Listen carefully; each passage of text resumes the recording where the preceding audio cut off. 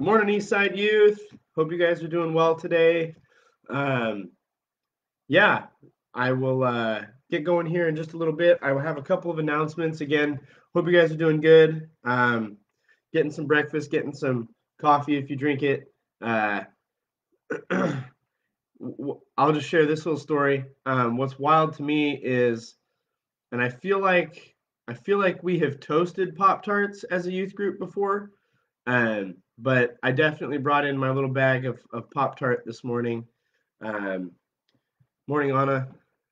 Uh, and I could not find a toaster to save my life. I also didn't try very hard, so it's a good thing that my life was not on the line. But I was like, oh man, it'd be nice to toast this guy. And yeah, that didn't happen. So for all you plain Pop Tart folks, untoasted Pop Tart folks, that's how we went this morning. Um, just a couple things as people get here. If you're watching back later, I'll put this at the beginning just as like a reference note. I know that there has been, if you follow the news, which those of you know who know me know that I do not really. Um, but if you follow the news, you have heard that uh, our president has said like the churches need to reopen now. Um, that that is what it is. Cool. But just keep in mind that like until like either a big legislative or a big move happens for him to like forcibly cause that, we still have to like go by state governor, and like what they are doing. And so I know there's been some questions of like, are we like, is the church all the way open? Are we doing Sunday morning youth? And for now, again, all this is a for now, and I will try to keep you guys updated as we go. But for now, as you can see, I am here with Tyrone in the office. There is not any other teens here. I think there's a couple folks over in the main church building. But we are going to be doing Sunday morning youth online on Facebook for now. Um, and as soon as that changes, I will let you guys know. But that's where we're at. Also, as far as like main church goes, it is still currently just open to a select group of folks that I believe is not even like a throw it out there. I think they're like calling people and saying, hey, you know, are you guys able to connect online? Are you guys able to access the online stuff? And it's for elderly folks or folks who are unable to do that. And they are having them come and join us in person, kind of by invite only at this time. And that is not because we don't want y'all and other people to get back into it and be here. We do. Um, but we're just trying to abide by all of the stuff that is going on, but as well as begin the transition back. So just keep that in mind. Believe me, you guys will know as soon as church is back open for full shot, or for even more people, and you'll know when Sunday morning youth gets going.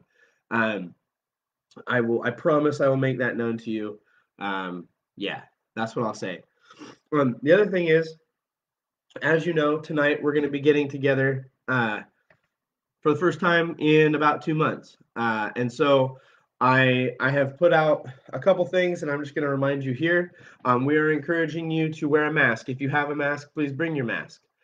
We have some, but again, we're trying to make those go as far as we can. Sorry, my ear has like a ring in it. We're trying to make those masks go as far as we can. And so if you have a mask, please bring it. We'd encourage you, if you are a person who likes to drink water regularly, or if you're like, well, we will be playing a game that is somewhat active. It's not like a runaround game, but it is an active-ish game. So if you're like, man, I think I'm probably gonna get thirsty, please bring your own water bottle or your own drink item, because even though there is a drinking fountain, we'd encourage you not to use it at this time. Uh, that's what I say about that. The last thing is we have hand sanitizer. The room has been wiped down. Um, yeah, we do have our Bibles in the room. Please try to bring your own Bible or a Bible on your phone. Um, we got to clean out the room every time we use it, and so that's what we're saying.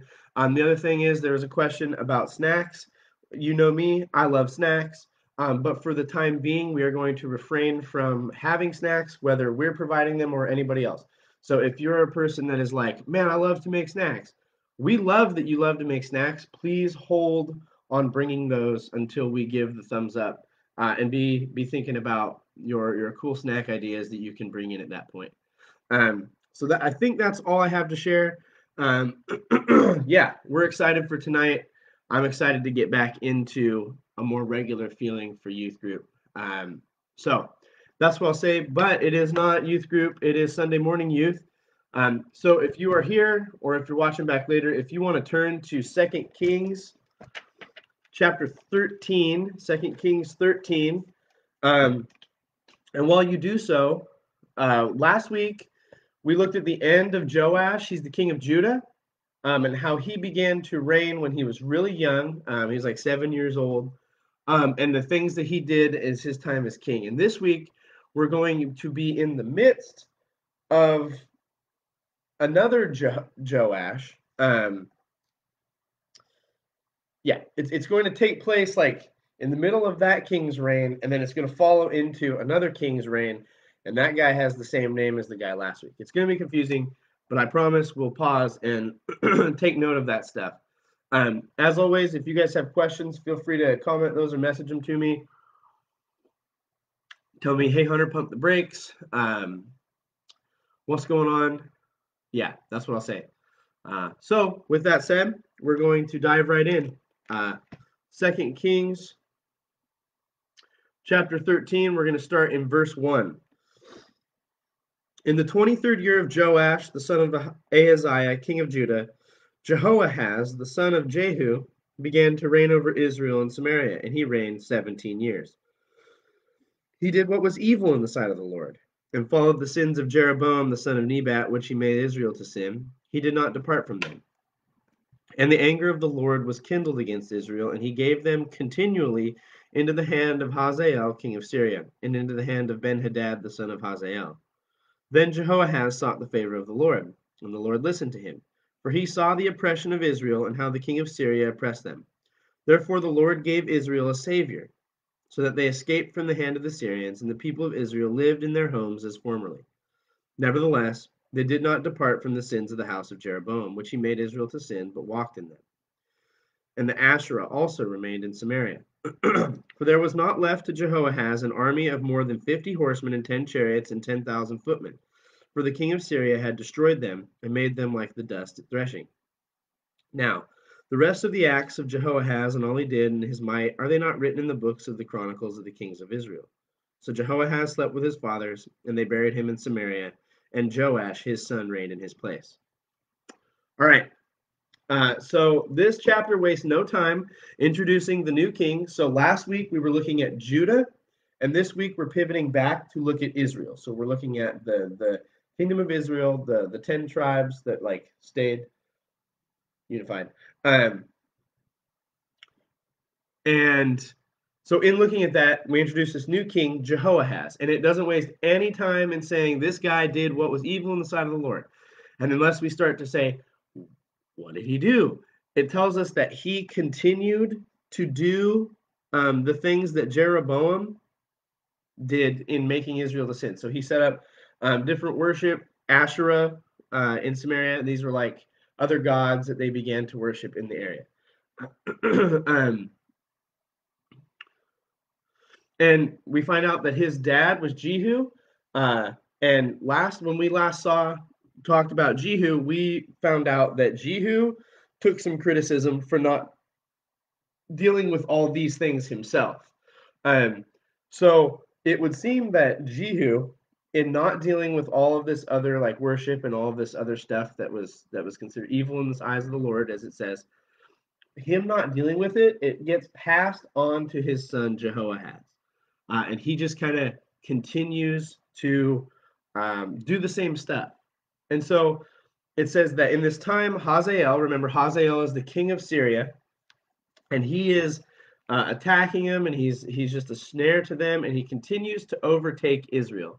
And Jehoahaz sees this, And interestingly enough, even though at the beginning of this section it says that he did it was evil in the sight of the Lord, Jehoahaz turns to the Lord and he seeks him. And then in verse 5, we get this weird note. It says that the Lord sent a savior to the people of Israel, and it doesn't say who it is. It just says that the Lord sent a savior. Therefore, the Lord gave Israel a savior. And there's been a lot of like discussion about, okay, is this a person? Is this another nation? And I kind of lean towards this idea that it is likely another people group who is maybe unnamed in the story so far. And the best bet is like it's Assyria who has begun their campaign against Syria and Persia at this time. And this would have shifted Syria's attention to this other threat and away from Israel during those conflicts. So that's kind of what I think is going on here. But despite the Lord doing this, God does this and it gives his people a break from having to worry about Hazael and the Syrian army and all this stuff. The people continue to sin and follow in the sin that Jeroboam had set up. And we also get a note here that even though Jehu, remember Jehu is Jehoahaz's dad, even though he dealt with the Baal worship a couple weeks ago, he did not deal with the Asherah worship. These are like Asherah poles, these big poles that they would, I don't know, pray to, whatever, make offering to. I don't know. But he didn't deal with those. He left them up. And then that's kind of like the end of the story for Jehoahaz in the book of Kings. Because then it says like, and all the other stuff he did is written in Chronicles. So if you want to read more about it, go over there. So that's Jehoahaz. And then we're going to pick up with his son in verse 10. It says, in the 37th year of Joash, king of Judah, Jehoash, the son of Jehoahaz, began to reign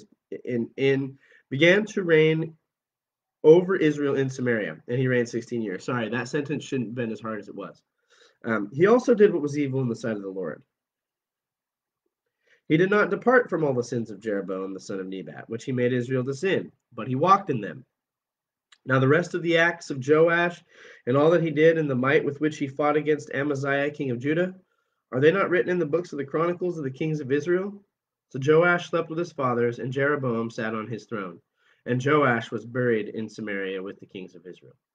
All right, quick note here. So Jehoahaz has a son. His name is Joash. Now, lest we get Jehoash, lest we get very confused, for a time there was a king in Judah whose name was Joash or Jehoash. It's kind of an interchangeable name. And then for a brief period of time, also in Israel, there is a king named Jehoash or Joash. So there's like these two kings and they have the same name. And they are not like Jehoash the first and Jehoash the second, because they are not father and son. And this is a reminder that kind of like you see, think of how many Kevins you know, or how many, what's another one? A name that you like hear, Ashley. Sorry, Ashley. Ashley's a cool name, but like my sister-in-law's name is also Ashley. So here we are. But there's these names that are just common because people like these names and they give them to their kids. And Jehoash is probably one of these things where like you have these two guys who both have the same name and they're kings of a different people group. Here we are. So I told you that would be a little confusing. That's what's going on. He didn't like desert or do that type thing. And like his father, sorry, I heard a big bang somewhere. Like his father, he does what was evil in the sight of the Lord. And then that kind of closes out the discussion right now of Jehoash. It's like, yeah, he did what was bad. And if you want to read more about him, you can go over into Chronicles and find out more. And we're going to see this pattern now that we start getting towards the end of some of these kings, where frequently it's going to be like, yeah, and if you want to know more about him, go look in Chronicles. And this is kind of a nod to Chronicles coming a little bit later because it's interested with some of these later kings more so than maybe some of the earlier ones. Not that it's not interested in them, but it focuses a lot more on them here. So that's what I'll say there. Um, and now, so like, according to that, and then we are told that Jeroboam sits on his throne. And then we would expect the next section to be like, we're going to talk about his son Jeroboam as king. No. Instead of that, we are going to jump back into the middle of Jehoash, slash, same thing, being king in Israel to something that happened while he was king. So it gives us like a framework, like Jehoash is king in Israel. He reigned, he didn't do what was right. And now we're going to jump back and look at a specific thing that happened while he was king. Verse 14, 2 Kings 13, starting verse 14 now. Now when Elisha, remember Elisha is like the prophet, the main dude, had fallen sick with the illness of which he was to die, Joash, king of Israel, went down to him and wept before him, crying, my father, the chariots of Israel and its horsemen. And Elisha said to him, take a bow and arrow. So he took a bow and arrows. Then he said to the king of Israel, draw the bow. And he drew it. And Elisha laid his hands on the king's hands. And he said, open the window eastward. And he opened it. And then Elisha said, shoot. And he shot. And he said, the Lord's arrow of victory, the arrow of victory over Syria. For you shall fight the Syrians in Aphek until you have made an end of them. And he said, take the arrows. And he took them. And he said to the king of Israel, strike the ground with them. And he struck 3 times and stopped. Then the man of God was angry with him. And he said, you should have struck 5 or 6 times. Then you would have struck down Syria until you made an end of it. But now you will strike down Syria only 3 times. So Elisha died, and they buried him. Now bands of the Moabites used to invade the land in the spring of the year. And as a man was being buried, behold, a marauding band was seen, and the man was thrown into a grave of Elisha. And as soon as the man touched the bones of Elisha, he revived and stood on his feet. Now Hazael, king of Syria, oppressed Israel all the days of Jehoahaz. But the Lord was gracious to them and had compassion on them, and he turned toward them because of his covenant with Abraham, Isaac, and Jacob, and would not destroy them, nor has he cast them from his presence until now. When Hazael, king of Syria, died, Ben-Hadad, his son, became king in his place. Then Jehoash, the son of Jehoahaz, took again from Ben-Hadad, the son of Hazael, the cities that he had taken from Jehoahaz his father in war. 3 times Joash defeated him and recovered the cities of Israel. Okay, so the first verse is very clearly written. Again, we've talked about like when we're reading the stuff that is happening in the Bible, we get sometimes these reminders that they're not like watching the story and like writing it in real time. Rather, this is written from a time ahead of where they are, looking back, because the author here says Elisha is sick with the thing that he is going to die from. Kind of have to know that Elisha is going to die and how he is going to die to be able to say that. And so it's very clearly written from a time in the future, looking back at all these kings, making a comment about all these things that have happened. And he falls ill, and then Elisha has this interaction with Joash, king of Israel. And we get another note about his rule. He comes to Elisha, and he's kind of lamenting the size of his army. He's like, I want to read it here. He says, the chariots of Israel and his horsemen. Remember, previously in the section about his dad, it talked about how he only had like 50 horsemen and not very many foot soldiers. And now his son is like, I ain't got enough people to deal with this. Like, stuff is rough here. And Elisha tells him to take a bow and shoot the arrows and shoot the arrow and pronounce a victory over Syria. And then he says, grab your arrows and smack and beat them on the ground. Hit the ground with them. And so obviously, like, there's something symbolic going on here. And this is what I think is coming on. Jehoash is concerned about his military. He's worried that he doesn't have enough people, enough power, enough force to protect his people, let alone win back some of the territory that Hazael, king of Syria, has captured. So Elisha tells him to shoot an arrow and then start slamming his arrows on the ground. But then, after Jehoash does that, Elisha reprimands him and said, you should have slammed them on the ground more. You should have like beat them on the ground way more than you did, maybe even twice as much. And I think the point is this: Joash wanted to save his arrows. When you shoot an arrow, that's what it's for.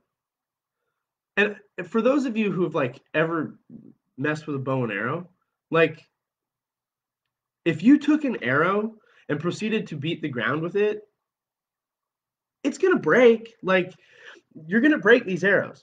And so it's almost as if Joash beats the ground with the arrow just enough to where the arrow could still maybe be used. He doesn't destroy it. He's holding on to some security. Remember, he's worried, do I have enough power? Do I have enough might to take this back? And Elisha says, well, you see that arrow? Like, it's for shooting. Go shoot it. But now break the arrows. Smash them on the ground. And Jehoash doesn't do it. He saves them. And then Elisha says, you're only going to defeat the Syrians as much as you are willing to give up here. As much control as you're willing to give up. And this is symbolic to he and his father's rule and to the whole rule for this line of kings in Israel for a long time. That even though some of them do a little bit right, or some of them make a step back towards God, that they don't completely do so. They save parts of this new worship system, these high places and these Asherah poles, and they don't completely turn it over and give it up. And as a result, here we have this symbol that just as Jehoash as king didn't get rid of some of the stuff that the people had turned to, just as he didn't completely like destroy these arrows hitting them on the ground, so he is not going to be completely able to retake and overthrow Syria. And then in verse 20, Elisha dies. And then a man talks about these raiding bands of Moabites. And we're going to be talking about the Moabites a little bit tonight in person. But these raiding bands of Moabites, this guy dies, they throw him into this pit where Elisha's like, he comes in contact with Elisha's bones, and he is healed. And we have this other symbol that God, this is the best that people have come up with, like what's going on here. That God is, again, getting ready to throw Israel into exile, into this grave of exile. Remember, he said, Jehoash, you're not going to be able to completely overthrow them. But the guy comes out of this pit.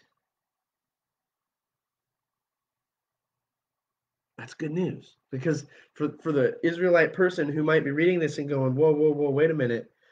That's not good. The fact that the guy comes out after having contact with this man of God, the implication is like, you will come back from this. You will rise again from this. So Hazael, king of Syria, continues to oppress them, and God shows kindness to them and spares them. And then Hazael dies, and he passes his rule to his son Ben-Hadad. He takes over Jehoash, and Jehoash takes over, and Jehoash begins to push back the Syrians as Elisha told him he would. And he captures these cities, and he wins these three kind of victories over Syria. And what's interesting is like that is not included in the section that is like, this is the little snippet that we're going to talk about Jehoash. Rather, it's included in the section that kind of highlights Elisha's death. And we have this like kind of ominous thing where, you know, so far in Kings, we've had this kind of prophet person, Elijah, and then Elisha, who has been like this touchstone of commentary of like God interacting with the people and what's going on. And now that person is gone. Elisha is gone. And so next week we're going to talk about, we're going to jump back over to Judah, and we're going to talk about Amaziah. We'll get into him next week. But we have this reminder that we are often called to go all in in something that God is directing us toward. We talked Wednesday about sticking to the plan. And sometimes, you know, it can be tough to understand the plan fully. And I don't think you even need to. Rather, being led, feeling like is God. I feel like God is kind of like nudging me towards this thing. I feel like I need to try this, because the other thing is like if that is not something, and you continue to ask like, hey, is this what I'm supposed to be doing? He'll nudge you out of it. But that this idea of going all in, and when we say, okay, God, I feel like you want me to do this. I feel like this is something that I should be doing, and you don't go for it, and you hold back, that stuff that you hold back, that is going to get in the way of what God might have been trying to do through you and in you in that situation. So what I would encourage you is like, again, stick to the plan. If you're like, this is what I want to do, I feel like this is something good that God is leading me into, dive in, hit it. Don't hold back, because even if it's not, you will learn more having gone all in and not having held something back than if you hold something back and then you were supposed to learn this big lesson, but then but I have like all my safety net over here. So just the encouragement, and if you're like, I don't really know what God is like, talk to him about it. First thing is like get into the Bible, find out what God cares about, find out what he is what he is wanting for his people, and then pray and say, hey, like, is this what I should be doing? I feel like I want to do this. Is that good?